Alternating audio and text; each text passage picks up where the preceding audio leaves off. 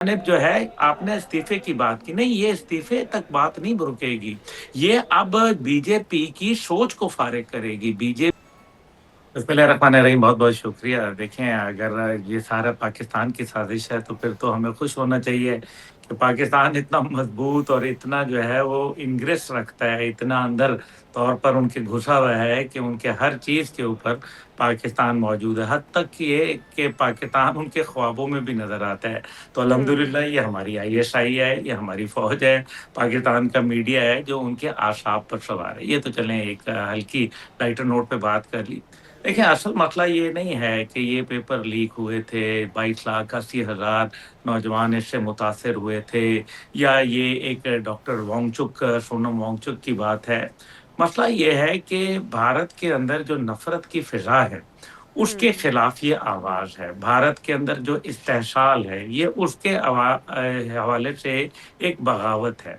मोदी सरकार की इंतहा पसंदी के खिलाफ ये एक ऐलान जंग है और इसी तरीके से सिर्फ़ ब्राह्मणों को नवाज़ने के लिए, जो कि सिर्फ़ 2.8% भारत के अंदर मौजूद हैं, वो कहते हैं कि जी, हम 5% हैं। ऐसा कर लें कि बाकी जितने भी वहाँ लोग रहते हुँ, हुँ। क्षत्रिय रहते हैं, तो ये तमाम के तमाम जो लोग हैं, आखिर इनकी क्या तनाज़ निगाह डालें। नंबर 1 ये है कि भारत के अंदर तकरीबन 500 के करीब जजेस मौजूद हैं, 380 ब्राह्मण हैं। भारत के हुँ। अंदर 26 वफाकी सेक्रेटरी हैं, 16 ब्राह्मण हैं। भारत के 98 के करीब उनके मौजूद हैं ये सफ़ीर गैर ममालिक के अंदर, उसके अंदर से 58 जो हैं वो ब्राह्मण हैं और इसी हुँ। तरीके से जब पाकिस्तान बना था अल्हम्दुलिल्लाह, तो उस टाइम पे भारतीय फ़ौज के अंदर तकरीबन 30% मुसलमानों की नुमाइंदगी थी, जो कि हुँ। आज 1.5% रह गई है। भारत के अंदर तकरीबन 16% उनको सीटें देनी हैं और वो अब रह के कहीं 2.5% के ऊपर आ गई हैं। अक़लियतों के हवाले से सबसे ज़्यादा दुनिया का इस्तेहसाल करने वाला मुल्क भारत है। दुरुस्त। ऐसा कहना है यूनाइटेड नेशन की रिपोर्ट का और हुँ, साथ ही हुँ। साथ 27 लाख जो जवान हैं, वो हर साल भारत छोड़ के किसी दूसरे मुल्क में जाके अपनी रोज़ी-रोटी कर रहे हैं। फिर इसी तरह से 80 लाख जवान हर साल ग्रेजुएट होते हैं, दुरुस्त। सिर्फ़ 29% को नौकरी मिलती है। अब आप ये मुझे बताइए और इसी तरीके से भारत की वेल्थ का जो 89% हिस्सा है, वो सिर्फ़ टाटा, बिरला, अडानी, अंबानी और इन चंद लोगों के पास मौजूद है, जबकि दुरुस्त। 11% उनकी अवाम के पास है। अब आप मुझे ये समझाइए कि इसके बाद जवान बाहर ना निकले।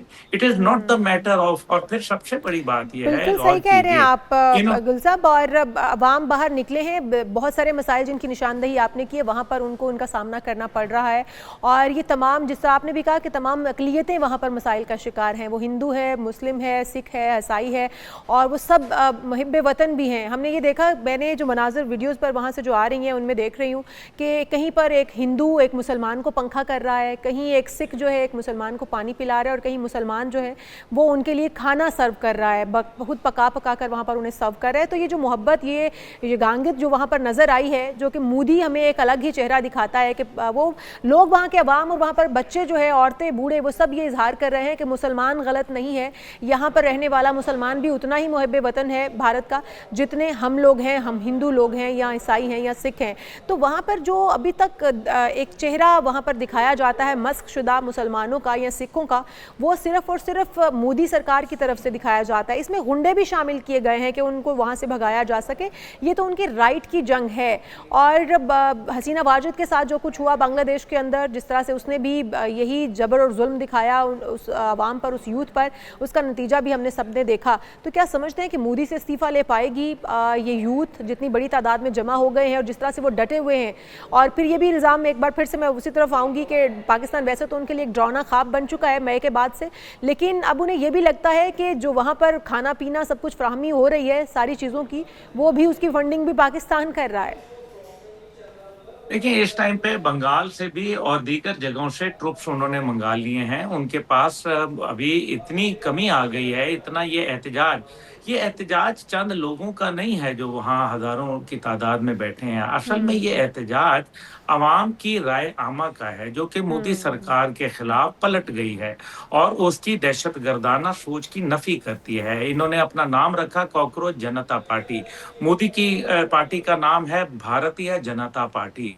और उसके अंदर शर्त ये रखी गई है कि जब तक कि तुम बीजेपी से इस्तीफा नहीं दोगे, तुम कॉकरोच जनता पार्टी का हिस्सा नहीं बन सकोगे। पहले हफ्ते के अंदर उनके साथ जो लोग शामिल हुए वो 70 मिलियन लोग थे, तकरीबन डेढ़ हफ्ते बाद हुँ। बन चुके थे और जबकि बीजेपी की टोटल जो व्यूअरशिप है वो 8.9 मिलियन है। अब आप इससे अंदाजा कर लें कि क्या ये कोई कंपैरिजन है। दूसरी जानिब जो है आरएसएस के गुंडे बकायदा वर्दी पहन के मादी में भी देखे गए कि मुसलमानों को नमाज पढ़ते दौरान नमाज उनको ठुड्डे मारते रहे। उनके लिए तो ये वो उन लोगों के लिए भी जो दो कौमी नजरिए की मुखालफत करते थे, आज उनके लिए एक ये सबक है।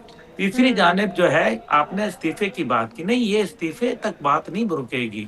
ये अब बीजेपी की सोच को फारिग करेगी। बीजेपी की हुँ। इंतहा पसंदी को वहाँ के सेकुलर और लिबरल सोच जो है जिसको ज़ाहिर है कांग्रेस एक वक़्त में लेके चलती थी, वो अब इसको उधेड़ के रख देगी। इस अब हुकूमत को देख ले लें कि डूबेगी। किस तरह से जी, बिल्कुल, हुकूमत का मसला किसी एक मंत्री का नहीं है, मीन्स के मिनिस्टर का नहीं है, प्राइम मिनिस्टर का नहीं है।